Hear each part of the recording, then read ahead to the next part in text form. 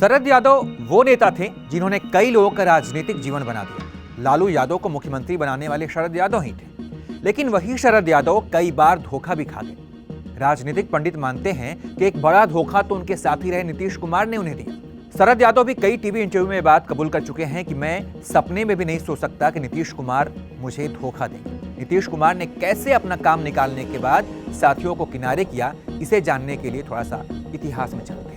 1994 में जॉर्ज फर्नांडिस के साथ मिलकर नीतीश कुमार ने पहले समता पार्टी बनाई थी, लेकिन 2003 आते आते समता पार्टी टूट गई और अपने हिस्से के साथ नीतीश कुमार ने समता पार्टी का जेडीयू में विलय करा दिया। तब जॉर्ज फर्नांडिस को उन्होंने जेडीयू का राष्ट्रीय अध्यक्ष बनाया, लेकिन कुछ ही दिन बाद नीतीश कुमार ने खेल कर दिया और शरद यादव को कमान मिल गई। शरद यादव को नीतीश कुमार ने जेडीयू का अध्यक्ष बनाया और इसके जरिए उन्होंने जॉर्ज फर्नांडिस के पर कदर दी। जॉर्ज फर्नांडिस के लिए पहला बड़ा झटका था। 2009 आते आते नीतीश कुमार ने उनका टिकट मुजफ्फरपुर से काट दिया। फर्नांडिस का दौर खत्म हो चुका था, राजनीतिक रूप से कमजोर हो गए थे वो। नीतीश कुमार ने फर्नांडिस को किनारा कर दिया। अब बारी शरद यादव की थी, तो नीतीश कुमार ने शरद यादव के हाथ से भी राष्ट्रीय अध्यक्ष की कमान छीन ली और खुद जेडीयू के राष्ट्रीय अध्यक्ष बन गए। शरद यादव ने अपनी तरफ से काफी कोशिशें की, लेकिन तब उनकी ताकत काफी कम हो चुकी थी, इसलिए उनकी किसी ने नहीं सुनी। बाद में शरद यादव ने अपनी एक नई पार्टी बनाई। फिर जब कोई रास्ता नहीं दिखा तो उन्होंने अपनी पार्टी का लालू यादव की पार्टी आरजेडी में विलय कर दिया। शरद यादव का दर्द आप ऐसे समझिए कि मान लीजिए कि आप अपने दोस्त के साथ मिलकर कोई कंपनी खोलते हैं और बाद में आपका दोस्त आपको उसी कंपनी से बेदखल कर दे, तो कैसा लगेगा। शरद यादव जदयू के संस्थापक सदस्यों में से एक थे। साल 2015 में नीतीश कुमार ने आरजेडी के साथ मिलकर चुनाव लड़ा था।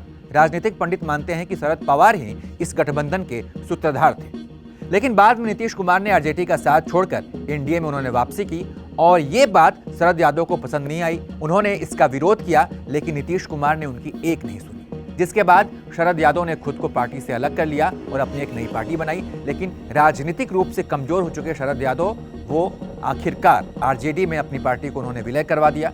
हालांकि शरद यादव को राजद से भी धोखा ही मिला, अपमान ही मिला। उन्हें इस बात की उम्मीद थी कि आरजेडी उन्हें राज्यसभा भेजेगी, लेकिन ऐसा नहीं हुआ, जिसके बाद 22 साल से जिस बंगले में वो रह रहे थे, यानी कि 7 तुगलक रोड दिल्ली, उसे उन्हें खाली करना पड़ा। बंगला खाली करने के दौरान उन्होंने भावुक बयान दिया। उन्होंने कहा था कि समय बदलता रहता है, आज दिल्ली में आखिरी दिन है, समय बदला तो फिर आऊंगा। लेकिन अफसोस, शरद यादव अब बहुत दूर चले गए हैं। उनकी कमी राजनीति में हमेशा खलती रहेगी।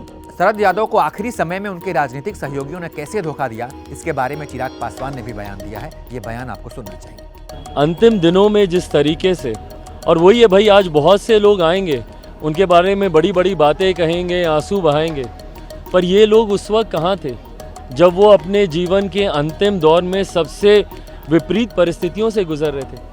किस तरीके से उनको घर खाली करना पड़ा। 7-7 बार के सांसद, लोकसभा के 2-2 बार राज्यसभा से रहे, मंत्रिमंडल में रहे, बड़े बड़े मंत्रालयों की जिम्मेदारी उन्होंने संभाली और देश के शोषित, वंचित, पिछड़ा वर्ग से आने वाले लोगों की बुलंद आवाज़, जिस तरीके से समाजवाद की वो एक बुलंद आवाज़ रहे।